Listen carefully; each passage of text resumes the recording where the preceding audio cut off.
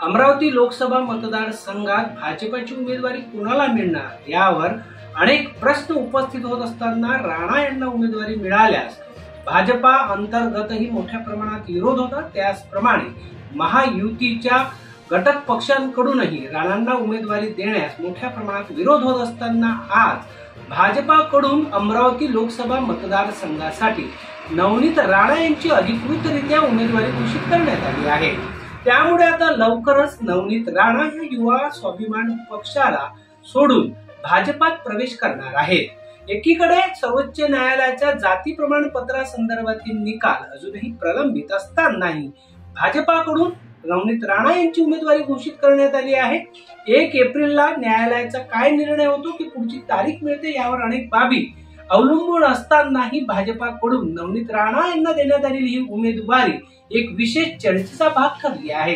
राजकीय दृष्ट्या रवी राणा यांनी यापूर्वीच सर्व पक्ष आणि युतीतील अनेक घटक पक्षांच्या नेत्यांसोबत भाजपाच्या प्रत्येक नेत्यांना नवनीत राणा यांचा प्रचार करावा लागेल असे वक्तव्य केलं होतं। आज भाजपाच्या उमेदवार नवनीत राणा यांना उमेदवारी मिळाल्यामुळे ते वक्तव्य आता खरंच या राजकीय दृष्ट्या प्रचाराला हे नेते येतील काही हे प्रश्न आता उपस्थित होणार आहे। एकंदरीत अमरावती लोकसभा मतदारसंघात प्रहारचे बच्चू कडू यांची भूमिका ही महत्वाची आहे। त्यांनी उघडरित्या आम्ही नवनीत राणा यांचा प्रचार करणार नाही, आमचा वैयक्तिक पक्षांकडून उमेदवार उभा करू अशी भूमिका घेतली होती। आता नवनीत राणा यांना भाजपाकडून अधिकृतरित्या उमेदवारी घोषित झालेली आहे।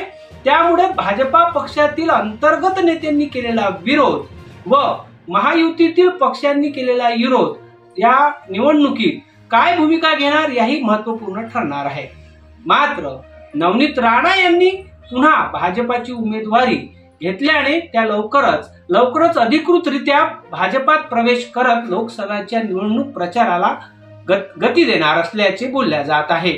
एकंदरीत अमरावती लोकसभा मतदारसंघाच्या यापूर्वीही राष्ट्रवादी काँग्रेस आणि पक्षाकडूनही यापूर्वीच्या निवडणुकीत त्यांनी उमेदवारी घेण्यापूर्वी अशाच पद्धतीने अमरावती जिल्ह्यातील अनेक नेत्यांनी राजकीय दबाव निर्माण केला होता। त्यावेळीही सुद्धा अशीच परिस्थिती निर्माण झाली होती। 2019च्या निवडणुकीत आणि पुन्हा 2024च्या निवडणुकीतही पुन्हा तशीच परिस्थिती निर्माण होऊन नवनीत राणा यांनी भाजपाची उमेदवारी घेतली आहे।